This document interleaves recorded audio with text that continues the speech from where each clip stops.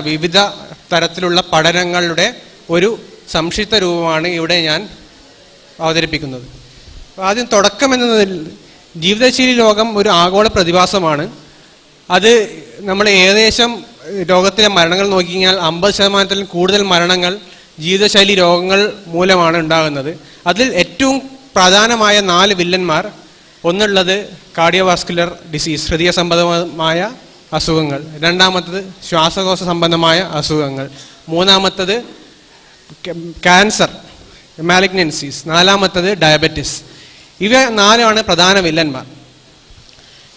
നമ്മുടെ ഇന്ത്യ നോക്കിക്കഴിഞ്ഞാൽ ഈ 4 അസുഖങ്ങൾ മൂലം ഒരാൾക്ക്, അതായത് 30 മുതൽ 70 വയസ്സ് വരെ പ്രായമുള്ള ആൾക്ക് മരിക്കാൻ ഈ വയസ്സിനിടയിൽ 25% ചാൻസ് ഉണ്ട് ഈ 4 അസുഖങ്ങളും കൊണ്ട് മരണപ്പെടാൻ, ഇന്ത്യയിൽ പ്രത്യേകിച്ചിട്ട്. അത് നമ്മൾ ഈ മാപ്പ് നോക്കിയാൽ കാണാം, ലോകത്തിൽ തന്നെ ഏറ്റവും കൂടുതലായിട്ട് ഒരു പ്രോബബിലിറ്റി ഒരു രാജ്യമാണ് ഇന്ത്യ. അതിൽ തന്നെ നമ്മുടെ കേരളം ആണ് മുന്നിട്ട് നിൽക്കുന്നത്. അത് ഏതാനും ചില സ്ലൈഡുകൾ നിങ്ങൾക്ക് മനസ്സിലാകും. ജീവിതശൈലി രോഗത്തിൻ്റെ എങ്ങനെ ഉണ്ടാകുന്നു എന്നുള്ള ഒരു ഏകദേശ ഒരു എന്താണെന്ന് പറയുക, ഒരു സ്റ്റെപ്പ് വൈസ് ആയിട്ടുള്ള ഒരു ഡയഗ്രമാണിത്. അതായത് ജീവിതശൈലി രോഗങ്ങൾ ഉണ്ടാകുന്നതിന് മുന്നേ തന്നെ ചില അവസ്ഥകൾ നമ്മുടെ സമൂഹത്തിൽ രൂപപ്പെടും. അതായത് കൂടുതലായിട്ടുള്ള പാശ്ചാത്യീകരണം, എഫ്ലുവൻസ്, കൂടുതൽ നമ്മൾക്ക് നേരത്തെ പറഞ്ഞ പോലെ നമ്മൾ പർച്ചേസിങ് കപ്പാസിറ്റി കൂടുമ്പോൾ, നമുക്ക് വാങ്ങൽ ശേഷി കൂടുമ്പോൾ, നമ്മുടെ കൂടുതൽ ആൾക്കാർ നമ്മളിൽ തന്നെ വയസ്സാകുമ്പോൾ, ഇങ്ങനെയുള്ളൊരു സാഹചര്യം നിലനിൽക്കുമ്പോൾ നമ്മളിടയിൽ ചില ബിഹേവിയർ റിസ്ക് ഫാക്ടേഴ്സ് വരാം. അതായത് നമുക്ക് തീരെ അനുയോജ്യമല്ലാത്ത, ഒരു ആരോഗ്യകരമല്ലാത്ത ഒരു രീതിയിലുള്ള ഭക്ഷണം, പുകയില ഉൽപ്പന്നങ്ങളുടെ ഉപയോഗം, മദ്യപാനം, കുറഞ്ഞ തരത്തിലുള്ള വ്യായാമം, അതേപോലെ തന്നെ ഈ തരത്തിലുള്ള ബിഹേവിയർ ഫാക്ടേഴ്സ് കൊണ്ട് ചില നമ്മുടെ ശരീരത്തിൻ്റെ ഉള്ളിൽ മെറ്റബോളിക് റിസ്ക് ഫാക്ടേഴ്സ് കൂടാം. അതായത് നമ്മളെ ബ്ലഡ് ഷുഗർ ലെവൽ കൂടാം, കൊളസ്ട്രോൾ ലെവൽ കൂടാം, അതേപോലെ തന്നെ ബ്ലഡ് പ്രഷർ കൂടാം. ഇതുമൂലം നമുക്ക് ബാക്കിയുള്ള അതിൻ്റെ അനന്തരഫലമായിട്ട് കാണുന്ന ജീവിതശൈലി രോഗങ്ങളായ കിഡ്നീൻ്റെ അസുഖങ്ങൾ, ഹാർട്ടിൻ്റെ അസുഖങ്ങൾ, തലച്ചോറിലെ പക്ഷാഘാതം, ലിവറിൻ്റെ അസുഖങ്ങൾ, ഇതൊക്കെ പൊട്ടിപ്പുറപ്പെടാം. ആദ്യം ഇത് ആഗോള പ്രതിഭാസമായതുകൊണ്ട് തന്നെ നമ്മുടെ ലോകാരോഗ്യ സംഘടന 2014 ചില വോളണ്ടറി ഗോൾസ് നമുക്ക് എല്ലാ രാജ്യങ്ങൾക്കും അച്ചീവ് ചെയ്യാൻ തന്നിട്ടുണ്ടായിരുന്നു. ആ ഗോൾസൊക്കെ ഇതാണ്. അതായത് ഇത്ര ശതമാനം വെച്ചിട്ട് ഓരോ കാര്യങ്ങളും കുറക്കണം എന്നുള്ളതാണ്. ഇതെല്ലാം ആപേക്ഷികമാണ്, റിലേറ്റീവാണ്. ആ ഒരു രാജ്യത്തിൻ്റെ ഏതാണോ ആ ഒരു അവസ്ഥയുള്ളത് അതിൽ നിന്നും ഇത്ര കുറക്കണം എന്നാണ് മുന്നോട്ട് വെച്ചിട്ടുള്ളത്. അപ്പോൾ അതിൽ ആദ്യം നമ്മൾ അറിയേണ്ടത് നമ്മുടെ രാജ്യത്ത് എത്രമാത്രം ഉണ്ട് എന്ന് നമ്മൾ ആദ്യം നോക്കേണ്ടതുണ്ട്. അത് ആദ്യം നോക്കിക്കഴിഞ്ഞാൽ നമ്മൾ കാർഡിയോവാസ്കുലർ ഡിസീസസ് നോക്കിയാൽ ഹൃദയ സംബന്ധവും തലച്ചോറ് സംബന്ധമായിട്ടുള്ള അസുഖങ്ങൾ ഏതൊക്കെയാണെന്ന്, അതിൽ ഏകദേശം നമ്മളുടെ കേരളത്തിൽ പ്രത്യേകിച്ച് 40% മരണങ്ങൾ നടക്കുന്നത് ഈ ഒരു അസുഖം മൂലമാണ്. അതിൽ തന്നെ ഇപ്പം നോക്കിക്കഴിഞ്ഞാൽ സാധാരണ ഒരു 30 വയസ്സിന് മേലെയുള്ള ഒരു പോപ്പുലേഷൻ നോക്കിക്കഴിഞ്ഞാൽ കേരളത്തിൽ ഏകദേശം 10% ആൾക്കാർക്ക് കാർഡിയോവാസ്കുലർ ഡിസീസ് ഉള്ളതായി കാണപ്പെടുന്നു. ഇതിൽ പലരും അൺഡിറ്റക്റ്റഡ് ആയിട്ട് പോവാണ്. ഒരിക്കലും കണ്ടെത്തപ്പെടാതെ പോകുന്നവരും കുറേയുണ്ട്. ഇപ്പം നോക്കട്ടെ, ഈ ഹാർട്ടിൻ്റെ അസുഖം, ഹൃദയധമനികളുടെ ഇത് മൂടപ്പെടുന്നത് കൊണ്ടുള്ള അസുഖം തന്നെ, അതുകൊണ്ട് തന്നെ കേരളത്തിൽ ഏകദേശം 100,000 പേരിൽ 380 പേര്, അതായത് 1004 പേര് മരണമടയുന്നത് ഹാർട്ട് അറ്റാക്ക് മൂലമാണ്. 1004 എന്ന് പറഞ്ഞാൽ കേരളത്തിന് ശരാശരി മരണനിരക്ക് ഏകദേശം 7-8 ആണ് പെർ 1000 പോപ്പുലേഷൻ. അപ്പം പകുതിയോളം പേർ മരിക്കുന്നത് ആണുങ്ങളിൽ പ്രത്യേകിച്ചിട്ട് ഈ ഹാർട്ട് അറ്റാക്ക് മൂലമാണ്. അത് ബാക്കി രാജ്യങ്ങൾ വെച്ച് കമ്പയർ ചെയ്യുമ്പോൾ നമ്മൾ നോക്കാം, ജപ്പാൻ, അമേരിക്ക പോലെ രാജ്യങ്ങൾ വെച്ച് കമ്പയർ ചെയ്യുമ്പോൾ നോക്കാം, ഇത് വളരെ ഏകദേശം ഇരട്ടിയോളം തന്നെയാണ് ഈ നിരക്കുള്ളത്.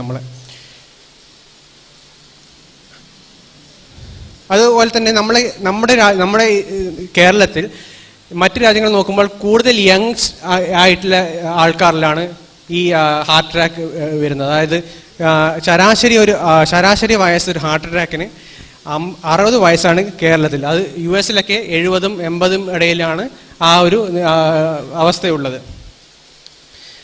ഈ പക്ഷാഘാതത്തിൻ്റെ കാര്യത്തിലും അതേപോലെ തന്നെയാണ്. മരണനിരക്ക് എന്ന് പറഞ്ഞ പ്രിവലൻസ്, ഒരു സമൂഹത്തെ പക്ഷാഘാതം ബാധിച്ച് വരുന്ന രോഗികളുടെ നിരക്ക് നോക്കിയാൽ ഏകദേശം 0.3%, അതായത് 1000 പേരിൽ 3 പേർക്കെങ്കിലും പക്ഷാഘാതമുള്ളതായിട്ട് കാണപ്പെടുന്നുണ്ട്. അടുത്തത് ഒരു മേജർ ആയിട്ടുള്ള ഒരു ജീവിതശൈലി രോഗം കേരളത്തെ ബാധിക്കുന്ന എല്ലാവർക്കും അറിയാം, ക്യാൻസറാണ്. ക്യാൻസർ ഉണ്ടെന്ന് പറഞ്ഞ നേരത്തെ ഉദ്ഘാടന പ്രസംഗം നടത്തിയ ഒരു പറഞ്ഞ പോലെ നമ്മൾ ഓരോ വീട്ടിലൊന്നും ക്യാൻസർ എന്നുള്ളത് ഒരു എക്സാജറേഷനാണ്. പക്ഷേ കേരളത്തിൽ ക്യാൻസർ ഉണ്ട്. അത് ഇന്ത്യയിലെ മറ്റ് സംസ്ഥാനങ്ങളെക്കാട്ടിയും കൂടുതൽ അളവിലാണുള്ളത്. കേരളത്തിൽ ഏകദേശം 100,000 പേരിൽ 150ഓളം പുതിയ ക്യാൻസർ രോഗികൾ എല്ലാ വർഷവും ഉണ്ടാകുന്നുണ്ട്. 100,000 പേരിൽ 150ഓളം ക്യാൻസർ രോഗികൾ എല്ലാ വർഷവും ഉണ്ടാകുന്നതാണ് പറയുന്നത്. അത് പുരുഷന്മാരിലായിട്ട് കുറച്ച് കൂടുതൽ. ഇത് കുറച്ച് പഴയ കണക്കാണ്. ഇപ്പോഴത്തെ കണക്ക് പ്രകാരം 148 per 1 lakh ഈ പുരുഷന്മാരിൽ കാണുന്ന ക്യാൻസറിൻ്റെ ഇൻസിഡൻസ്. അത് ഇന്ത്യയിൽ മറ്റ് സംസ്ഥാനങ്ങൾ വെച്ച് നോക്കുമ്പോൾ, ഇന്ത്യയിൽ മൊത്തം കണക്ക് വെച്ച് നോക്കുമ്പോൾ വളരെ കൂടുതലാണ്. പക്ഷേങ്കിൽ ലോക ശരാശരി നോക്കുമ്പോൾ അത് കുറച്ച് കുറവായിട്ടാണ് കാണുന്നത്. ഇതിൻ്റെ ക്യാൻസറിൻ്റെ ഇത് നോക്കുമ്പോൾ കഴിഞ്ഞ 25 കൊല്ലത്തിൽ നമ്മൾ ഡാറ്റ നോക്കുമ്പോൾ ക്യാൻസറിൻ്റെ ഇത് കൂടിക്കൊണ്ടിരിക്കുകയാണ്. ഏകദേശം 90കളിൽ നിന്ന് ഏകദേശം 50% ഇതിൻ്റെ ഇൻസിഡൻസ് കൂടിയിട്ടുണ്ട് ക്യാൻസറിൻ്റെ. അതേപോലെ തന്നെ കേരളത്തിൽ ഇപ്പോൾ ഏറ്റവും കൂടുതൽ ക്യാൻസർ, ആണുങ്ങൾ ബാധിക്കുന്ന ക്യാൻസറിൽ ഏറ്റവും കൂടുതലുള്ളത് ശ്വാസകോശ സംബന്ധമായ ക്യാൻസറും പിന്നെ വായിലെ ക്യാൻസറുമാണ്.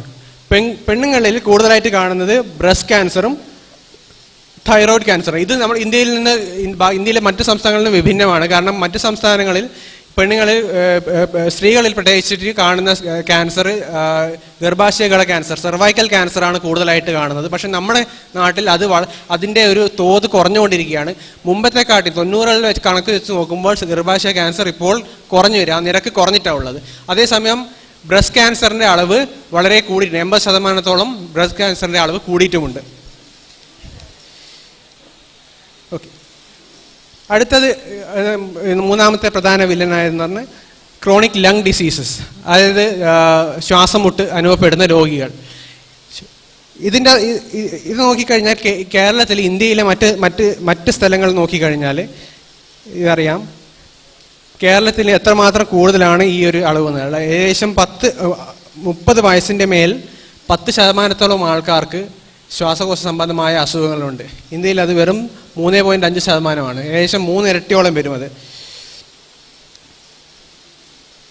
കിഡ്നി സംബന്ധമായ അസുഖങ്ങൾ കേരളത്തിൻ്റെതായ തനതായ സ്റ്റഡികളില്ല. പക്ഷേങ്കിൽ ഇന്ത്യയുടെ കണക്ക് വെച്ച് നോക്കുമ്പോൾ പ്രത്യേകിച്ചിട്ട് കേരളത്തിൽ ഏകദേശം 7000ഓളം പുതിയ കിഡ്നി രോഗികൾ, അതായത് എൻ സ്റ്റേജ് കിഡ്നി ഡിസീസ് ഉള്ള രോഗികൾ.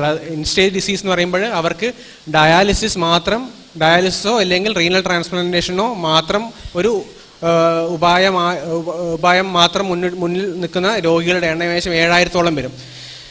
ഹോസ്പിറ്റൽ അഡ്മിറ്റ് ചെയ്യുന്ന രോഗികൾ ഏകദേശം 33% ഇങ്ങനത്തെ ക്രോണിക് ഡിസീസസ് കാണപ്പെടുന്നതായിട്ട് കാണുന്നുണ്ട്. ഡയബറ്റിസ്, ഇന്ത്യയുടെ വേറെ മറ്റ് സംസ്ഥാനങ്ങൾ നോക്കുമ്പോൾ ഏറ്റവും കൂടുതൽ ഡയബറ്റിസ് ഉള്ള ഒരു സംസ്ഥാനമാണ് കേരളം. ഏകദേശം 14% 18 വയസ്സിന് മേലുള്ള ആൾക്കാരുടെ ഇടയിൽ ഡയബറ്റിസ് കാണുന്നത്. ഇന്ത്യയിലും ലോകത്തിലും ഏകദേശം 9%, ഏകദേശം 50%ഓളം കൂടുതലാണ് കേരളത്തിൽ കാണുന്നത്. അപ്പം ഈ കഴിഞ്ഞൊരു 30 കൊല്ലത്തെ പഠനങ്ങളിൽ വെച്ച് നോക്കിക്കഴിയുമ്പോൾ ഡയബറ്റീസിൻ്റെ പ്രമേഹത്തിൻ്റെ അളവ് എന്ന് പറഞ്ഞാൽ ഒരു 4 ഇരട്ടിയോളം വർദ്ധിച്ചിട്ടുണ്ട്. അതായത് 90കളിൽ വെറും 4% ആയിരുന്ന പ്രമേഹ രോഗം ഇപ്പോൾ ഏകദേശം 20%ഓളം ആൾക്കാർ 30 വയസ്സിന് മേലുള്ള ആൾക്കാരെ ബാധിച്ചിട്ടുണ്ട്. അത് വേറൊരു കാര്യം പ്രമേഹത്തിൻ്റെ എന്ന് പറഞ്ഞാൽ പ്രമേഹത്തിൻ്റെ ഒരു ഏജ് കുറഞ്ഞുകൊണ്ടിരിക്കുക, പ്രമേഹം വരാനുള്ള ഒരു വയസ്സ് കുറഞ്ഞുകൊണ്ടിരിക്കുക. നേരത്തെ നമ്മൾ പറഞ്ഞു സാറിന് 38-ാം വയസ്സിലാണ് പ്രമേഹ രോഗിയാണെന്ന് ഡിറ്റക്ട് ചെയ്യപ്പെടുന്നത്. അത് വളരെ ശരിയാണ്. കാരണം എന്ന് പറഞ്ഞാൽ ഏകദേശം 13%ഓളം ആൾക്കാർ 30-നും 40-നും ഇടയിലെ ആൾക്കാർ ഇപ്പോഴും ഡയബറ്റിക് രോഗിയാണ് എന്നാണ് കണ്ടത്. അതിൽ പലരും കണ്ടെത്തപ്പെടാത്ത ആൾക്കാർ കുറേ ഉണ്ടാകാം. ഇത് നോക്കിക്കഴിഞ്ഞാൽ ഒരു 10 വർഷത്തെ ഗ്യാപ്പിൽ നടത്തി ഒരേ സ്ഥലത്ത് ഒരു നെയ്യാറ്റിൻകര ഗ്രാമപഞ്ചായത്തിൽ ചെയ്ത 2 പഠനങ്ങളിൽ നിന്ന് വ്യക്തമാകുമെന്ന് പറഞ്ഞാൽ ഏകദേശം 3-4 ഇരട്ടി ഈ ഒരു ഇത് കൂടിയിട്ടുണ്ട്, ഡയബറ്റിക് നിരക്ക് കൂടിയിട്ടുണ്ട് ഈ ഒരു ഏജ് ഗ്രൂപ്പിൽ, അതായത് 30-40 വയസ്സിലെ ആളുകളിനിടയിൽ.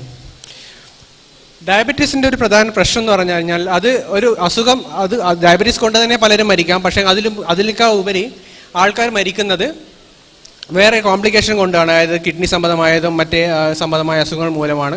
അത് നോക്കും. അപ്പോൾ ഡയബറ്റീസ് എത്രയും പെട്ടെന്ന് ഡിറ്റക്ട് ചെയ്യുകയും അതിൻ്റെ ശരിയായ കൺട്രോൾ വളരെ ഇമ്പോർട്ടൻ്റ് ആണ്.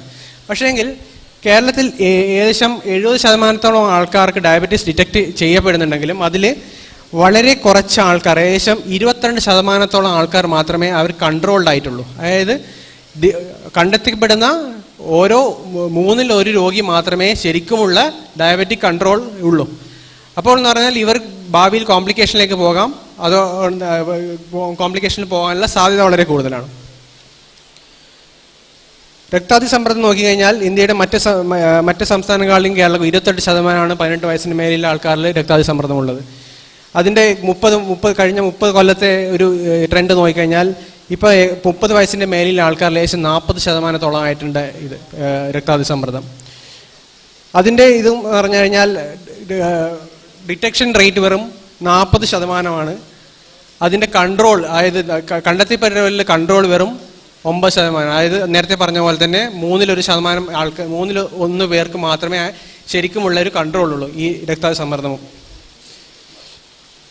അപ്പം നമ്മൾ ഇത് കൊണ്ട് നോക്കുന്നത് പറഞ്ഞാൽ ഈ 4 or 5 ജീവിതശൈലി രോഗങ്ങളുടെ എല്ലാം ഒരുമിച്ച് നമ്മളിപ്പം കൺസിഡർ ചെയ്യുന്നത് കാരണം എന്ന് പറഞ്ഞാൽ ഇതിനുള്ള കാരണങ്ങൾ, അതായത് രോഗാതുരത കൂട്ടുന്ന കാരണങ്ങളെല്ലാം ഏകദേശം ഒന്നാണ്.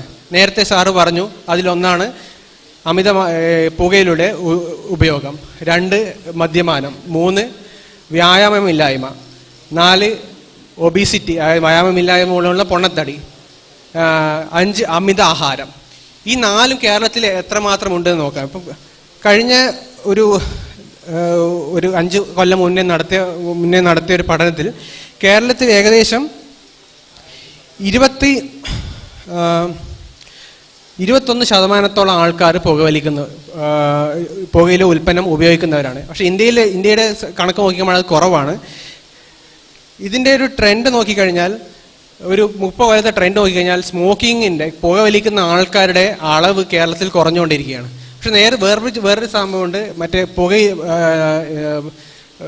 പുകയല്ലാത്ത പുകയില ഉൽപ്പന്നങ്ങൾ, വലിക്കാത്ത പുകയില ഉൽപ്പന്നങ്ങൾ, അതിൻ്റെ ഉപയോഗം അത്ര കണ്ട് കുറഞ്ഞിട്ടുമില്ല. സിഗരറ്റ് സ്മോക്കിംഗ് അതെന്തായാലും കുറഞ്ഞിട്ടുണ്ട്. മുമ്പേ 90-കളിൽ 50% മെയിൽസ് സിഗരറ്റ് വലിക്കുന്ന ആൾക്കാരാണെങ്കിൽ ഇപ്പോഴേശം 23-21% കുറഞ്ഞിട്ടുണ്ട്. ആൽക്കഹോൾ യൂസ് എല്ലാവർക്കും അറിയാം. സ്ഥിരമായിട്ട് മദ്യപിക്കുന്ന പുരുഷന്മാർ, ഏകദേശം 25% പുരുഷന്മാർ സ്ഥിരമായി മദ്യപിക്കുന്നവർ. അതായത് കഴിഞ്ഞ ഒരു മാസത്തിനിടയിൽ ഒരിക്കലെങ്കിലും മദ്യപിച്ചവരാണ് ഈ 23% പുരുഷന്മാർ പഠനത്തിൽ കണ്ടെത്തിയിട്ടുള്ളത്. പൊണ്ണത്തടി നേരത്തെ പറഞ്ഞ BMI പ്രകാരം ഏകദേശം 30% ആൾക്കാർ കേരളത്തിൽ പൊണ്ണത്തടിയുള്ളവരാണ്. അതിൽ തന്നെ പൊണ്ണത്തടിൻ്റെ വേറൊരു അളവുകോൽ എന്ന് പറഞ്ഞാൽ നമ്മുടെ വേസ്റ്റ് ഹിപ്പ് റേഷ്യോ. അതിൽ ഏകദേശം 40% ആൾക്കാർ സെൻട്രൽ ഒബിസിറ്റി ഉണ്ട്. അതായത് കുമ്പയുള്ള ആൾക്കാരാണ് 40%, ഞാൻ ഉൾപ്പെടെ. പിന്നെ വേറെ ഇതിൻ്റെ പ്രധാനമായിട്ടുള്ള ഒരു റിസ്ക് ഫാക്ടറാണ് ഹൈപ്പർ കൊളസ്ട്രോൾ, കൂടുതലുള്ള കൊളസ്ട്രോളീമിയ. അത് ഏകദേശം 60%, 30 വയസ്സിന് മേലെയുള്ള 60% ആൾക്കാരിൽ കൊളസ്ട്രോൾ കൂടുതലായിട്ടാണ് കാണപ്പെട്ടുള്ളത്. ഇന്ത്യയുടെ മറ്റേത് സംസ്ഥാനങ്ങളെക്കാട്ടിയും വളരെ കൂടുതലാണ്. ഏകദേശം 4 ഇരട്ടിയോളം കൂടുതലാണ് കേരളത്തിൽ കണ്ടെത്തിയിട്ടുള്ള ഈ ഒരു ലെവൽ. പിന്നെ അടുത്തത് നമ്മുടെ ഭക്ഷണ രീതി. ഈ ജീവിതശൈലി രോഗം തടുക്കാനുള്ള ഭക്ഷണ രീതിക്ക് അവർ സജസ്റ്റ് ചെയ്യുന്നത്, അവർ പൂരിത കൊഴുപ്പിൻ്റെ അളവ് കുറക്കണമെന്ന്, സാച്ചുറേറ്റഡ് ഫാറ്റ്സിൻ്റെ അളവ് കുറക്കണമെന്ന്. സാച്ചുറേറ്റഡ് ഫാറ്റ്സ് ഏറ്റവും കൂടുതൽ കാണപ്പെടുന്ന 2 സസ്യ എണ്ണകളാണ് പാം ഓയിലും കോക്കനട്ട് ഓയിലും, വെളിച്ചെണ്ണയും. അപ്പം ഇത് രണ്ടുമാണ് നമ്മുടെ സംസ്ഥാനത്ത് 100% ആൾക്കാർ ഏകദേശം വെളിച്ചെണ്ണയോ പാം ഓയിലാണ് മേജർ കുക്കിംഗ് ഓയിലായിട്ട് യൂസ് ചെയ്യുന്നത്. അതായത് 87% പേര് കോക്കനട്ട് ഓയിലും 10% പാം ഓയിൽ, ബാക്കി സൺഫ്ലവർ ഓയിലും മറ്റേതൊക്കെ മേജർ കുക്കിംഗ് ഓയിലായിട്ട് യൂസ് ചെയ്യുന്ന വെറും 2-3% ആൾക്കാർ മാത്രമേ അത് യൂസ് ചെയ്യുന്നുള്ളൂ. പിന്നെ നമ്മുടെ ഇടയിലുള്ള ബാക്കിയുള്ള ഭക്ഷണ രീതി, അതായത് വെറും 88% ആൾക്കാർ ഒരു ആഴ്ചയിൽ ഒരു നേരമെങ്കിലും പച്ചക്കറി കഴിക്കാത്തവരൊക്കെയാണ്. അതോടൊപ്പം പക്ഷേങ്കിൽ ഏകദേശം 60% ആൾക്കാർ ആഴ്ചയിൽ അല്ലെങ്കിൽ ദിവസമോ ഒരു നോൺ വെജ് ഐറ്റം കഴിക്കുന്നവരാണ് കേരളത്തിൽ. ബാക്കിയുള്ള സംസ്ഥാനങ്ങൾ അതേപോലെയല്ല. അത് മാത്രമല്ല, ഏകദേശം ബാക്കിയുള്ള ഫ്രൈഡ് ഫുഡ്, നമ്മളെ ജങ്ക് ഫുഡ് വെച്ച് നോക്കുമ്പോൾ ചീസ്, ഫ്രൈഡ് ഫുഡ്, മുട്ട, മറ്റേ ഏരിയഡ് ഡ്രിങ്ക്സ്, ഇതൊക്കെ മറ്റ് സംസ്ഥാനങ്ങളെക്കാട്ടിയും കേരളത്തിൽ ഭയങ്കരമായിട്ട് കൂടുതലാണുള്ളത്. ഓക്കെ, നേരത്തെ പറഞ്ഞു ഫിസിക്കൽ ആക്ടിവിറ്റി സാറ് പറഞ്ഞു, സാർ ഒരു സ്ഥലത്ത് പോയി ചോദിച്ചു പറഞ്ഞു 2 പേർ കൈവക്കിയെന്ന്. പക്ഷെ കേരളത്തിൽ ഒരു സിസ്റ്റമാറ്റിക് ആയിട്ട് നടന്ന പഠനത്തിൽ കാണുന്നതെന്ന് പറഞ്ഞാൽ ഏകദേശം 75% ആൾക്കാർ കേരളത്തിൽ നേരവണ്ണം വ്യായാമം ഇല്ലാത്ത ഒരവസ്ഥയിലാണ്. വ്യായാമം നേരത്തെ പറഞ്ഞു, വ്യായാമം ഫിസിക്കൽ ആക്ടിവിറ്റി 3 തരത്തിൽ ഉണ്ടാകാം. ഒന്ന്, നമ്മൾ ജോലി ചെയ്യുമ്പോൾ ഉണ്ടാകുന്ന ഫിസിക്കൽ ആക്ടിവിറ്റി. 2, നമ്മൾ ട്രാവൽ ചെയ്യുമ്പോൾ, നടക്കുമ്പോഴോ സൈക്കിൾ ചെയ്യുമ്പോഴോ ഉണ്ടാകുന്ന ഫിസിക്കൽ ആക്ടിവിറ്റി. 3, നമ്മൾ റെക്രിയേഷണൽ ഫിസിക്കൽ ആക്ടിവിറ്റി, നമ്മൾ കളിക്കുമ്പോഴോ അല്ലെ ഇത് കരുതിയുള്ള വ്യായാമം ചെയ്യുമ്പോഴുള്ളത്. ഈ 3 തലങ്ങളിലും കേരളീയർ വളരെ പിറകോട്ടാണ്. കാരണം ഇപ്പോൾ തന്നെ നമ്മൾ ഭൂരിഭാഗം ജനവിഭാഗവും സെഡൻഡറി ലൈഫ് സ്റ്റൈൽ ഫോളോ ചെയ്യുന്ന ആൾക്കാരാണ്. അധ്വാനമുള്ള പണി നമ്മൾ വേറെ ആരോ ഏൽപ്പിച്ചിരിക്കുകയാണ്. അപ്പം ട്രാൻസ്പോർട്ടേഷൻ നോക്കുമ്പോൾ കൂടുതൽ റോഡ് കണക്ടിവിറ്റി ഉള്ള സ്ഥലങ്ങളിലും ട്രാൻസ്പോർട്ടേഷനിലുള്ള ഫിസിക്കൽ ആക്ടിവിറ്റി കുറവായിട്ടാണ് കാണപ്പെടുക. പക്ഷേ എങ്കിൽ ഈ 2 സിറ്റുവേഷനുള്ള വികസിത രാജ്യങ്ങളിൽ ഫിസിക്കൽ ആക്ടിവിറ്റി കൂടുതലാണ്. കാരണം അവർ റിക്രിയേഷനിൽ, നേരത്തെ പറഞ്ഞ വ്യായാമത്തിൽ അവർ കോൺസെൻട്രേറ്റ് ചെയ്യുന്നുണ്ട്. വ്യായാമത്തിലൂന്നിയ ഒരു കൾച്ചർ അവിടെ ഡെവലപ്പ് ചെയ്യുന്നുണ്ട്. ആ ഒരു കൾച്ചർ നമ്മുടെ സംസ്ഥാനത്തില്ല.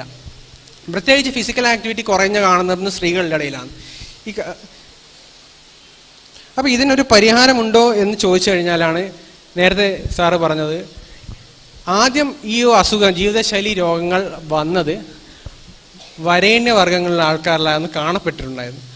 അതുകൊണ്ട് തന്നെ ആ സമയത്ത് ഇതിന് കൂടുതൽ ഊനം നൽകിയത് ഇതിനെ ട്രീറ്റ് ചെയ്യാൻ, അതായത് ഇതിനെങ്ങനെ മാനേജ് ചെയ്യാൻ വേണ്ടിയിട്ടില്ല ഡ്രഗ്സിലും മെഡിസിൻസിലും സൂപ്പർ സ്പെഷ്യാലിറ്റി ഹോസ്പിറ്റൽ കൺസ്ട്രക്ട് ചെയ്യുന്നതിലുമായിരുന്നു ആദ്യം ഊനം. പക്ഷേ എങ്കിൽ ഇപ്പോഴെന്ന് പറഞ്ഞാൽ ഏറ്റവും കൂടുതൽ ജീവിതശൈലി രോഗങ്ങൾ ബാധിക്കുന്നത് താഴെത്തട്ടിലെ വ്യക്തികളാണ്, മേൽത്തട്ടിലെ ആൾക്കാർ അല്ല. അപ്പോൾ നമ്മൾ കൂടുതൽ ഈ ഒരു സൂപ്പർ സ്പെഷ്യാലിറ്റി ഹോസ്പിറ്റൽ കൾച്ചർ നമ്മൾ ഫോളോ ചെയ്താൽ നമ്മൾ വലിയൊരു കടക്കണിയിലേക്കാണ് പോവുക. അതിനൊരു പരിഹാര മാർഗം എന്നുള്ളതാണ് പ്രതിരോധത്തിലൂന്നിയ ജീവിതശൈലി മാറ്റങ്ങൾ, ഹെൽത്ത് കെയർ. അത് നമ്മൾ ചെയ്തേ തീരും. അതിനുള്ള കാര്യമാണ് പറയുന്നത്. ഈ ഒരു പ്രതിരോധം എന്നുള്ളത് 3 തട്ടിലുണ്ട്. അത് primary prevention, secondary and tertiary prevention ഉണ്ട്. പ്രൈമറി പ്രിവെൻഷൻ എന്ന് പറഞ്ഞു കഴിഞ്ഞാൽ ഒരു അസുഖം വരുന്നതിന് മുന്നേ അത് ഉണ്ടാക്കുന്ന രോഗാതുരത കൂട്ടുന്ന കാര്യങ്ങൾ ആ സമൂഹത്തിൽ വരാതിരിക്കുകയോ അല്ലെങ്കിൽ ഉണ്ടെങ്കിൽ തന്നെ അത് കുറയ്ക്കുകയോ ചെയ്യുന്ന കാര്യങ്ങൾ നമ്മൾ ചെയ്യുമ്പോഴാണ് പ്രൈമറി പ്രിവെൻഷൻ ആകുന്നത്. സെക്കൻഡറി പ്രിവെൻഷൻ എന്ന് പറയുമ്പോൾ ഒരു രോഗാവസ്ഥ വന്നതിന് ശേഷം ആ കൂടുതൽ കോംപ്ലിക്കേഷനിലേക്ക് പോകാതെ അതിനെ കൺട്രോൾ ചെയ്ത് നിർത്തുന്നതാണ് സെക്കൻഡറി പ്രിവെൻഷൻ. ടേഴ്സറി പ്രിവെൻഷൻ എന്ന് പറഞ്ഞാൽ ഒരു രോഗം ഡെവലപ്പ് ചെയ്തു, അതായത് ഹാർട്ടിൻ്റെ അസുഖം, കൊറോണ ഡിസീസ് ഡെവലപ്പ് ചെയ്തു, അതൊരു ഹാർട്ട് അറ്റാക്കോ മരണത്തിലേക്കോ അല്ലെങ്കിൽ ഒരു ഡിസബിലിറ്റിയിലേക്കോ പോകാതിരിക്കുക എന്ന് വേണ്ടി ചെയ്യുന്ന പ്രവർത്തനങ്ങളാണ് ടേഴ്സറി പ്രിവെൻഷൻ. ഇവിടെ ഏറ്റവും കൂടുതൽ നമ്മൾക്ക് ആവശ്യമുള്ളത് തന്നെ പ്രൈമറി പ്രിവെൻഷനിൽ ഊന്നിയുള്ള ഒരു ഹെൽത്ത് കെയർ ഡെലിവറിയാണ് നമ്മൾ ആസൂത്രണം ചെയ്യേണ്ടത്. അത് നേരത്തെ സാർ സൂചിപ്പിച്ച പോലെ നല്ല രീതിയിലുള്ള ആഹാരം പ്രൊമോട്ട് ചെയ്യുക. നല്ല രീതിയിലുള്ള ആരോഗ്യകരമായ ആഹാരം എന്നതുകൊണ്ട് എന്താണ് ഉദ്ദേശിക്കുന്നത് അറിയോ? ചില കാര്യങ്ങളുണ്ട്. അതായത് നമ്മൾ കഴിക്കുന്ന ആഹാരം എത്ര ആഹാരം നമ്മൾ കഴിക്കണം എന്ന് ആരെങ്കിലും നിർവചിച്ചിട്ടുണ്ടോ? എത്ര ഒരാൾ കഴിക്കണം എന്ന് നിർവചിച്ചിട്ടുണ്ടോ? ICMR, നമ്മളെ national institute of nutrition guide lines പറയുന്നുണ്ട്, ഒരാൾ ഹെൽത്തിയായി നിൽക്കണമെന്നുണ്ടെങ്കിൽ ഇത്ര എമൗണ്ട് ഓഫ് കാലറീസ് ആണ് കഴിക്കേണ്ടത്. നമ്മൾ ഭൂരിഭാഗം ആൾക്കാരും സെഡൻഡറി ഹാബിറ്റുള്ള ആൾക്കാരാണ്, വലിയ അധ്വാനശീലം ഇല്ലാത്ത ഒരാൾക്കാരായതുകൊണ്ട് തന്നെ കേരളീയരിൽ ആണുങ്ങളിൽ ഏകദേശം 2200 കിലോ കാലറീസും പെണ്ണുങ്ങളിൽ 1900 kilo calories, 1900 in females and 2200 in males. അതാണ് സെഡൻഡറി ആയിട്ടുള്ള ഒരു വർക്കറിൻ്റെ എത്ര മാത്രം കഴിക്കണം എന്നുള്ളത്. ഇത് 30 വയസ്സ് വരെ, 30 വയസ്സിന് മേലെയുള്ള ആൾക്കാരിൽ ഇത് അവരുടെ വയസ്സിനനുസരിച്ചിട്ട് ഇതിൻ്റെ അളവ് ഈ ഒരു കാലറീസ് കുറയും. 40 വയസ്സിൻ്റെ മേലെ ഓരോ 10 വർഷത്തേക്കും 5% വെച്ച് കുറക്കണം. അതായത് ഒരു 59 വയസ്സുള്ള ആളിന് ഈ ഒരു ഇതിന്ന് 10% കുറയ്ക്കേണ്ടി വരും. പിന്നെ 60 വയസ്സിൻ്റെ മേലെ ഓരോ ഡെക്കേഡിനും ഓരോ 10 വർഷത്തേക്കും 10% വെച്ച് കുറയ്ക്കേണ്ടി വരും. അതായത് ഒരു 70 വയസ്സുള്ള ഒരു വ്യക്തി 5+5+10 അതായത് 20% ഓഫ് 2200 അത് മെയിലാണെങ്കിൽ അതായിരിക്കണം അയാളുടെ ടോട്ടൽ ഒരു ദിവസം കഴിക്കേണ്ട കലോറി. പക്ഷേ കേരളീയർ എത്രയാണ് കഴിക്കുന്നതെന്ന് നമുക്ക് നോക്കിക്കഴിഞ്ഞാൽ പറയാം. കഴിഞ്ഞ ഒരു 20 വർഷത്തിനിടയിൽ ഏകദേശം 600 കിലോ കാലറീസ് അധിക ഭക്ഷണം നമ്മൾ കഴിക്കുന്നത് കണ്ടെത്തിയിട്ടുണ്ട്. ഏകദേശം ശരാശരി കേരളീയൻ്റെ ഒരു ഇതെന്ന് പറഞ്ഞാൽ 2300 കിലോ കാലറിയാണ്. ശരാശരിയാണ് പറയുന്നത്. ശരാശരി എന്ന് പറയുമ്പോൾ 50% ആൾക്കാർ ഇതിന് ഈ ഒരു ലെവലിനെ കാട്ടി മേലെ ഭക്ഷണം കഴിക്കുന്നുണ്ട്. അപ്പോൾ ഇത് ഈ ഒരു അമിത ഭക്ഷണവും വ്യായാമമില്ലായ്മയും കൊണ്ട് തന്നെയാണ് പൊണ്ണത്തടിയും ബാക്കി ഉണ്ടാകുന്ന അസുഖങ്ങളും എല്ലാം ഉണ്ടാകുന്നത്. അപ്പം ഇത്രയായിരിക്കണം നമ്മുടെ കാലറി ഇൻടേക്ക്. പിന്നെ വേണ്ടത് നമ്മൾ കഴിക്കുന്ന കാലറീസ്, നമ്മൾ കഴിക്കുന്ന ഭക്ഷണത്തിൻ്റെ ഒരു നിശ്ചിത ശതമാനം മാത്രമേ കൊഴുപ്പിൻ്റെ രൂപത്തിൽ നമുക്ക് കഴിക്കാൻ പറ്റുള്ളൂ. അതായത് ഏകദേശം 20% കാലറീസ് മാത്രമേ കൊഴുപ്പിൻ്റെ രൂപത്തിലൂടെ നമുക്ക് കഴിക്കാൻ പറ്റുള്ളൂ. കൊഴുപ്പ് എന്ന് പറയുമ്പോൾ എവിടേക്ക് വരും? കൊഴുപ്പ് നമ്മൾ കഴിക്കുന്ന എല്ലാ ഭക്ഷണത്തിലും അതിൻ്റെ ഉള്ളിൽ കൊഴുപ്പുണ്ട്. കൊഴുപ്പ് വിസിബിളായ കൊഴുപ്പുണ്ട്, വിസിബിളായ ഫാറ്റാണ് നമ്മൾ ഉപയോഗിക്കുന്ന സസ്യ എണ്ണയും ഗീയും ബട്ടറും അതെല്ലാം വിസിബിളായ കൊഴുപ്പാണ്. ഇൻവിസിബിളായ കൊഴുപ്പുകൾ നമ്മൾ കഴിക്കുന്ന അരിയിലും പയറിലും പച്ചക്കറികളിലും എല്ലാവിടെയും ഇൻവിസിബിളായ കൊഴുപ്പുകളുണ്ട്. അതും എല്ലാം കൂടിയിട്ട് ഏകദേശം 20% 20% ഓഫ് ഈ കാലറീസ് മാത്രമേ നമ്മൾ കഴിക്കാൻ പറ്റുള്ളൂ എന്നാണ്. ഓക്കെ, അതായത് ഇപ്പോൾ 2200 നമ്മളുടെ കാലറീസ് എങ്കിൽ അതിൻ്റെ 20%, അതായത് 440 കിലോ കാലറി മാത്രമേ കൊഴുപ്പിലൂടെ നമ്മൾ കഴിക്കാൻ പറ്റുള്ളൂ. ഇതിൻ്റെ പകുതി ആണ് നമ്മൾ സസ്യ എണ്ണ വിസിബിൾ ഫാറ്റിലൂടെ കഴിക്കേണ്ടത്. അതായത് ഏകദേശം 220 കാലറീസ് ആണ് സസ്യ എണ്ണയിലൂടെ കഴിക്കേണ്ടത്. അപ്പോൾ ആ ഒരു കണക്ക് വെച്ച് നോക്കുമ്പോൾ ഒരു ഗ്രാം കൊഴുപ്പ് നമുക്ക് ഏകദേശം 9 കിലോ കാലറിയാണ് തരിക. ആ കണക്ക് വെച്ച് നോക്കുമ്പോൾ നമ്മൾ കഴിക്കേണ്ട വിസിബിൾ ഫാറ്റ്, അതായത് സസ്യ എണ്ണയോ മറ്റേതോ ഗീയോ ബട്ടറോ ഏകദേശം 25 ml, അതായത് 5 ടീസ്പൂൺ കൊഴുപ്പ് മാത്രമാണ് ഒരാൾക്ക് ആളോഹരിയായിട്ട് ഒരു ദിവസം കഴിക്കാനുള്ള ഒരു അളവ്. ഇതിൽ കൂടിക്കഴിഞ്ഞാൽ രോഗാതുരത ഉണ്ടാകാം. അപ്പം ഈ 25ൻ്റെ അകത്ത് തന്നെ 10% കുറവ് മാത്രമായിരിക്കും പൂരിത കുറവ്. നമ്മൾ നേരത്തെ പറഞ്ഞ നമ്മൾ ഉപയോഗിക്കുന്നത് മൊത്തമായിട്ടും മുഖ്യമായിട്ടുള്ള ഭക്ഷ്യ എണ്ണയെല്ലാം പൂരിത കൊഴുപ്പ് അടങ്ങിയ, അതായത് വെളിച്ചെണ്ണയാണ്, പാം ഓയിലാണ്, പൂരിത കൊഴുപ്പ് അടങ്ങിയ എണ്ണയാണ് നമ്മൾ കൂടുതലായിട്ട് ഉപയോഗിക്കുന്നത്. ഇതിൻ്റെ അളവ് വെറും 10%, അതായത് 10 ml മാത്രം, 10 ml കുറഞ്ഞ് മാത്രമായിരിക്കണം നമ്മൾ ഉപയോഗിക്കുന്ന വെളിച്ചെണ്ണയും ബാക്കി പാം ഓയിലും. ബാക്കി സൺഫ്ലവർ ഓയിൽ അങ്ങനെ തന്നെയാണ് ഉപയോഗിക്കുക. ഓക്കെ, പിന്നെ മൂന്നാമതുള്ള നമ്മളെ ഭക്ഷണത്തിൽ കൂടുതലായിട്ടും പഴങ്ങൾ, പച്ചക്കറികൾ ഉൾപ്പെടുത്തണം. അതോടൊപ്പം തന്നെ കോംപ്ലക്സ് കാർബോഹൈഡ്രേറ്റ്, അതായത് സ്റ്റാർച്ച്, സെല്ലോസ് പോലെ, അതായത് നമ്മളെ ഹോൾ ആയിട്ടുള്ള ഗ്രെയിൻസ്, അതായത് ഇപ്പം ആട്ടയ്ക്ക് പകരം അതായത് മൈദക്ക് പകരം ആട്ടയോ അല്ലെങ്കിൽ ഹോൾ വീറ്റോ നമ്മൾ ഉപയോഗിക്കുക, ഭക്ഷണത്തിൽ ഉൾപ്പെടുത്തുക. കൂടുതൽ റിഫൈൻ ചെയ്യുന്നതുകൊണ്ട് തന്നെ അതിൻ്റെ ഫൈബർ കണ്ടന്റ് എന്ന് പറയുമ്പോൾ കോംപ്ലക്സ് കാർബോഹൈഡ്രേറ്റ് അത് നഷ്ടപ്പെടും, അത് രോഗാതുരത ഉണ്ടാക്കും. അപ്പോൾ കൂടുതൽ കോംപ്ലക്സ് കാർബോഹൈഡ്രേറ്റ് കഴിക്കുക, കൂടുതൽ പഴങ്ങളും പച്ചക്കറികളും കഴിക്കുക. അപ്പോൾ നിങ്ങൾ ചോദിക്കും, പഴവും പച്ചക്കറിയിലും മൊത്തം വിഷം അടിച്ചിരിക്കുകയാണ്, അതെങ്ങനെ കഴിക്കുന്നു അല്ലേ? പക്ഷേങ്കിൽ അതിപ്പോൾ തോക്ക് കൊണ്ട് ചാണോ കത്തി കൊണ്ട് ചാണോ എന്ന് ചോദിക്കുന്ന പോലെയാണ് ആ ഉത്തരം. പക്ഷേങ്കിൽ പരമാവധി നമ്മൾ നോക്കേണ്ടത് ഇതിൻ്റെ ഈ പച്ചക്കറികളുടെ ഇടയിലുള്ള ഈ കീടനാശിനി നമ്മൾ കിട്ടുന്നത് തന്നെ അത് പരമാവധി കീടനാശിനി എങ്ങനെ കഴുകിക്കളയാമെന്നുള്ള കാര്യം നോക്കേണ്ടി വരും. അതായത് ഒന്ന് നമുക്കറിയാം, ഏറ്റവും കൂടുതൽ കീടനാശിനി അടിച്ചു വരുന്ന സാധനങ്ങൾ നമ്മൾ കഴിക്കാതിരിക്കുക. അതിൽ പല റിപ്പോർട്ടുണ്ടായിരുന്നില്ല, ക്യാപ്സിക്കം, ക്യാബേജ്, കോളിഫ്ലവർ ഇന്നിവയിലൊക്കെ ഭയങ്കര കൂടുതലായിട്ട് കീടനാശിനി കാണുന്നു. അപ്പോൾ ഇതിൻ്റെ പരമാവധി ഉപയോഗം കുറയ്ക്കുക. നമ്മൾ നാട്ടിൽ വിളയിക്കുന്ന പച്ചക്കറി ഉപയോഗിക്കുക. പുറത്തുനിന്ന് വാങ്ങി തന്നെ അത് ഉപ്പിട്ട വെള്ളത്തിൽ, അതായത് നമ്മൾ ചൂടുവെള്ളത്തിൽ കുറച്ച് ഉപ്പിട്ട് കണ്ണീരിൻ്റെ ടേസ്റ്റ് വരുന്ന വരെ അത്ര വരെ ഉപ്പിട്ടിട്ട് അതിൻ്റെ അകത്ത് ഈ പഴവും പച്ചക്കറികളെയും ഏകദേശം 10 മിനിറ്റ് കുതിർത്ത് വെച്ച ശേഷം റണ്ണിങ് വാട്ടറിൽ ഒഴുകുന്ന വെള്ളത്തിൽ കഴുകി വൃത്തിയാക്കിയ ശേഷം മാത്രം ഉപയോഗിക്കുക. അല്ലെങ്കിൽ അതിനുള്ള വേറെ പരിഹാര മാർഗം പറഞ്ഞു കഴിഞ്ഞു, വീട്ടിൽ തന്നെയുള്ള പച്ചക്കറി തോട്ടം ഉണ്ടാക്കുക. ഓക്കെ, അപ്പോൾ കൂടുതലായിട്ട് പഴങ്ങളും പച്ചക്കറികളും മസ്റ്റാണ്. നമ്മളെന്താ ചെയ്യുന്നത്? ഇപ്പം നമ്മളെല്ലാവരും ഭയങ്കര ഒരു ഭീകരാവസ്ഥയിലാണ് അല്ലേ? എല്ലാ പത്രമാധ്യമങ്ങളും പറയും പച്ചക്കറികൾ ഇതിൻ്റെ വിഷമുണ്ട്. അപ്പോൾ നമ്മളൊന്നും കഴിക്കില്ല. നമ്മളെന്ത് ഏറ്റവും ചോറ് മാത്രം കഴിക്കും അല്ലേ? ചോറും കറിയും കുറച്ചും കറിയും കൂടി കഴിച്ചു കഴിഞ്ഞാൽ ശരിയായി. അപ്പോൾ എത്രമാത്രം എംപ്റ്റി കാലറി നമ്മളിലേക്ക് കയറുന്നത്. ഇത് നമ്മൾ ചിലപ്പോൾ ക്യാൻസർ കൊണ്ട് മരിക്കില്ലായിരിക്കും, പക്ഷെ നമ്മൾ കാർഡിയോവാസ്കുലർ ഡിസീസ്, ഹാർട്ട് അറ്റാക്ക് കൊണ്ട് മരിക്കും. ഓക്കെ, അപ്പോൾ പഴം പച്ചക്കറികൾ നമ്മളെ ഒരു ജീവിതത്തിൻ്റെ ഭാഗമാക്കി മാറ്റുക. പിന്നെ കൂടുതൽ ആൻറ്റി ഓക്സിഡൻസ് ഉള്ള സാധനങ്ങൾ, അതായത് സോയാബീൻ പോലുള്ള ആൻറ്റി ഓക്സിഡൻ്റ് ഉള്ള സാധനങ്ങൾ നമ്മളെ ഭക്ഷണത്തിൽ ഉൾപ്പെടുത്തുക. ചില കാര്യങ്ങൾ നമ്മുടെ ഭക്ഷണ രീതിയിൽ പരമാവധി ഒഴിവാക്കുക.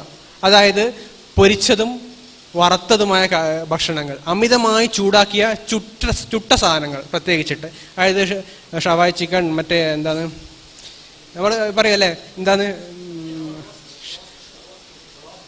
റോസ്റ്റഡ് ചിക്കൻ, തന്തൂരിയിലൊന്നും കൊഴുപ്പില്ല, അതുകൊണ്ട് അത് കഴിക്കാം, നല്ല ഹാർട്ടിനാന്ന് പറയും. പക്ഷെ കാര്യം എന്താണെന്ന് അറിയാം, തന്തൂരിയിൽ ചൂടാക്കുന്നത് ഏകദേശം 400 ഡിഗ്രി സെൽഷ്യസ് വരെ എത്തും അതിൻ്റെ ടെമ്പറേച്ചർ. ഈ ഒരു ടെമ്പറേച്ചറിൽ അതിൻ്റെ ഉള്ള മയോഗ്ലോബിൻ മാറി ഒരു കാർസിനോജനായി മാറും. അത് നമ്മൾ കുടലിൽ ക്യാൻസർ ഉണ്ടാക്കാൻ അത് മതി. ഓക്കെ, അപ്പം പരമാവധി കൂടുതൽ ഇങ്ങനെ ചുട്ടതും വറുത്തതും കരിച്ചതുമായ സാധനങ്ങൾ ഒഴിവാക്കുക. പിന്നെ റെഡ് മീറ്റ് ഒഴിവാക്കുക, അതായത് പോർക്ക്, മട്ടൺ, ബീഫ് ഇവ ഒഴിവാക്കുക. ഉപയോഗിച്ച എണ്ണ വീണ്ടും വീണ്ടും ഉപയോഗിക്കാതിരിക്കുക. ഇതൊക്കെയെന്ന് പറഞ്ഞാൽ ക്യാൻസർ തടയാനുള്ള മാർഗങ്ങളാണ്, കുടലിലെ ക്യാൻസർ തടയാനുള്ള മാർഗങ്ങളാണ്. ഓക്കെ, പിന്നെ റിഫൈൻഡ് ആയിട്ടുള്ള കൂടുതൽ റിഫൈൻ ആയിട്ടുള്ള സാധനങ്ങൾ, എംപ്റ്റി കാലറീസ് ഉള്ള സാധനങ്ങൾ, കൂടുതൽ ഷുഗർ കണ്ടന്റ് ഉള്ള സാധനങ്ങൾ ഇത് പരമാവധി ഒഴിവാക്കുക. അപ്പോൾ ഇത്തരത്തിലുള്ള പുതിയ നല്ല ജീവിതചര്യകൾ നമ്മൾ പ്രൊമോട്ട് ചെയ്യേണ്ടതുണ്ട്. അടുത്ത നേരത്തെ പറഞ്ഞു ഫിസിക്കൽ ആക്ടിവിറ്റി പ്രൊമോട്ട് ചെയ്യേണ്ടത്. എത്ര ഫിസിക്കൽ ആക്ടിവിറ്റിയാണ്, എത്ര വ്യായാമം ചെയ്യേണ്ടത് നമ്മൾ? 30 minutes 5 days a week അല്ലേ? 30 മിനിറ്റ് എങ്കിലും ദിവസത്തിൽ, ആഴ്ചയിൽ 5 ദിവസം of moderately intense physical activity, അതാണ് ചെയ്യേണ്ടത്. പിന്നെ നേരത്തെ ഞാൻ പറഞ്ഞു ടുബാക്കോ, ആൽക്കഹോൾ ഒഴിവാക്കുക, സ്ട്രെസ് മാനേജ്മെൻറ്റ്, ഇക്കാര്യങ്ങളാണ് പ്രൈമറി പ്രിവെൻഷനിൽ വരുന്നത്. അതിൽ നമ്മൾ അത് ചെയ്യേണ്ട സ്ട്രാറ്റജി ഇതൊക്കെയാണ്. ഹെൽത്ത് പ്രൊമോഷൻ, അത് നേരെ നിങ്ങളെല്ലാം ചെയ്യുന്നത് തന്നെയാണ്. അതായത് ഹെൽത്ത് പ്രൊമോഷൻ ക്ലാസ്സസ് എടുക്കുക, കുട്ടികളിൽ ഇതിനുള്ള ഒരു അവബോധം സൃഷ്ടിക്കുക. പിന്നെ നമ്മളെ അവബോധം സൃഷ്ടിച്ചാൽ മാത്രം പോരാ, അതിനുള്ള സാഹചര്യവും നമ്മൾ സൃഷ്ടിക്കണം. വെറുതെ ക്ലാസ് എടുത്തുകൊണ്ട് മാത്രം കാര്യമില്ല, അതിന് ചുറ്റും ഇപ്പം എക്സസൈസ് ചെയ്യാനുള്ള ഒരു ഇടം നമ്മുടെ ഇടയിലില്ല എങ്കിൽ അതിൽ കാര്യമില്ല. രാവിലെ എണീച്ച് നടക്കാൻ പറയും, പക്ഷേ രാവിലെ എണീച്ച് കഴിഞ്ഞാൽ നടക്കുമ്പോഴായിരിക്കും തെരുവ് പട്ടികൾ ഓടി വരിക. അപ്പം അങ്ങനെയുള്ള സാഹചര്യം, അങ്ങനെയുള്ള എൻവയറമെന്റൽ മോഡിഫിക്കേഷൻസും നമ്മൾ ചെയ്യേണ്ടതുണ്ട്. അതായത് നടക്കാനുള്ള പാർക്കുകൾ, അത് ഗവൺമെൻറ് അല്ലെങ്കിൽ തദ്ദേശ സ്വയംഭരണ സ്ഥാപനത്തിൻ്റെ ഭാഗത്തുനിന്ന് ഉണ്ടാകേണ്ട പ്രവർത്തനങ്ങളാണ്. പിന്നെ അതായത് സ്പെസിഫിക് പ്രൊട്ടക്ഷൻ മെഷേഴ്സ്, അതെന്ന് പറഞ്ഞാൽ ചില കാര്യങ്ങൾ ഞാൻ ഇതിൻ്റെ അകത്ത് പറഞ്ഞു. ഇമ്മ്യൂണൈസേഷൻ എങ്ങനെയാണ് ജീവിതശൈലി രോഗത്തെ തടുക്കുന്നത് അറിയോ? ചില വാക്സിനുകൾ ക്യാൻസറുകളെ തടുക്കാം. ഏതാണെന്നറിയോ vaccine? Hepatitis B vaccine. Hepatitis B vaccine എടുത്തു കഴിഞ്ഞാൽ, ഹെപ്പറ്റൈറ്റിസ് ബി വന്നു കഴിഞ്ഞാൽ കരളിൻ്റെ ക്യാൻസറിനുള്ള സാധ്യത കൂടുതലാണ്. ആ വാക്സിൻ എടുക്കുന്നതോടുകൂടി അതിനുള്ള കരളിൻ്റെ ക്യാൻസർ പൂർണ്ണമായിട്ടും അതിന് ചാൻസ് ഉണ്ടാവില്ലെന്നില്ല, ഹെപ്പറ്റൈറ്റിസ് ബി കൊണ്ടുണ്ടാകുന്ന ആ ചാൻസ് കുറഞ്ഞു കിട്ടും. അതേപോലെ തന്നെ ഗർഭാശയകള ക്യാൻസറിനുള്ള വാക്സിനുകളുണ്ട്. പിന്നെ ചില നമ്മൾ ലോസ് ഉണ്ട്. നമുക്ക് ഈ ഒരു ജീവിതശൈലി രോഗങ്ങൾ പ്രൊമോട്ട് ചെയ്യുന്നതുകൊണ്ട്, രോഗങ്ങളെ തടയാൻ പ്രൊമോട്ട് ചെയ്തുകൊണ്ടുള്ള ലോസ് ഉണ്ട്. നമ്മൾ മനോജ് സാർ ഉണ്ട് പിറകിൽ. സാറ് പബ്ലിക് ഹെൽത്ത് ലോനെ പറ്റിയിട്ട് ഒരു ക്ലാസ് എടുത്തിട്ടുണ്ടായിരുന്നു. അപ്പോൾ ഒരു ലോ നമുക്ക് ഇങ്ങനെ പറയാൻ പറ്റില്ല, നിങ്ങൾ ഓടണം, ഇന്ന് ദിവസം അരമണിക്കൂർ ഓടണം എന്ന കാര്യം ഒരിക്കലും ആർക്കും ഒരു ലോ ആക്കി വെക്കാൻ പറ്റില്ല. പക്ഷെ ചില കാര്യങ്ങളിൽ നമുക്ക് നിയമങ്ങളുണ്ട്. അതായത് പുകയിലയുടെ ഉപയോഗം തടയാനുള്ള കോട്ട്പ ആക്ട് ഉണ്ട്. പിന്നെ കീടനാശിനികളുടെ അമിത ഉപയോഗമുള്ള ഭക്ഷണ പദാർത്ഥങ്ങൾ നിരോധിക്കാനുള്ള ലോസ് ഉണ്ട്. അപ്പോൾ ഇത്തരത്തിലുള്ള ലോസിൻ്റെ ഇംപ്ലിമെൻറ്റേഷനും ഒരു പ്രൈമറി പ്രിവെൻഷൻ സ്ട്രാറ്റജിയാണ്. അടുത്തൊരു സെക്കൻഡറി പ്രിവെൻഷനിൽ നമ്മൾ മെയിനായിട്ട് ചെയ്യേണ്ടതെന്ന് പറഞ്ഞാൽ, രോഗം വന്നു കഴിഞ്ഞാൽ അത് എത്രയും നേരത്തെ ഡിറ്റക്ട് ചെയ്യുകയും അതിനുള്ള പ്രോപ്പറായിട്ടുള്ള ട്രീറ്റ്മെൻറ്റ് കൊടുക്കുകയാണ്. ഇത് എന്ന് പറഞ്ഞാൽ ഒരു ഹോസ്പിറ്റൽ തലത്തിൽ നടക്കേണ്ടതാണ്. അത് ഈ ഹോസ്പിറ്റൽ തലത്തിൽ നടക്കേണ്ടതാണെങ്കിലും രോഗത്തിൻ്റെ ലക്ഷണങ്ങൾ നമ്മൾ സമൂഹത്തെ, ജനവിഭാഗത്തെ നമ്മൾ എഡ്യൂക്കേറ്റ് ചെയ്യേണ്ട കാര്യമുണ്ട്. സ്ക്രീനിങ് അത് ഏറ്റവും കൂടുതൽ ഉപയോഗപ്പെടുന്നത് ചില ക്യാൻസറുകൾ, അതായത് ഗർഭാശയകള ക്യാൻസർ, പിന്നെ വായിലെ ക്യാൻസർ, പിന്നെ നമ്മളെ പ്രമേഹം, ഹൈപ്പർ ടെൻഷൻ പോലുള്ള അസുഖങ്ങൾ, ഇവ നേരത്തെ ഡിറ്റക്ട് ചെയ്യാൻ വേണ്ടിയിട്ട് 30 വയസ്സിന് മേലിലെ ആൾക്കാരിലെ ഇവിടെ സ്ക്രീൻ ചെയ്യേണ്ടതുണ്ട്. പിന്നെ അതിനുള്ള ഫലപ്രദമായ ട്രീറ്റ്മെൻറ്റും. അത് നേരത്തെ ഞാൻ പറഞ്ഞു, ഹൈപ്പർ ടെൻഷനും ഡയബറ്റീസും കണ്ടെത്തിയവരിൽ വെറും 1-3% പേര് മാത്രമേ ആഡിക്വേറ്റ് കൺട്രോൾ ഉള്ളൂ. അപ്പം അത് പോരാ, അവരെ ശരിക്കും കൺട്രോളിൽ എത്തക്കവണ്ണമുള്ള രോഗപരിചരണം നമ്മൾ നൽകേണ്ടതുണ്ട്. ഇത്രയും കാര്യമാണ് ഞാൻ പറയാൻ ഉദ്ദേശിച്ചത്. അതിൻ്റെ ഭൂരിഭാഗം കാര്യങ്ങൾ മുന്നേ കവർ ചെയ്തതാണ്. എന്തെങ്കിലും സംശയങ്ങളുണ്ടെങ്കിൽ ചോദിക്കാം.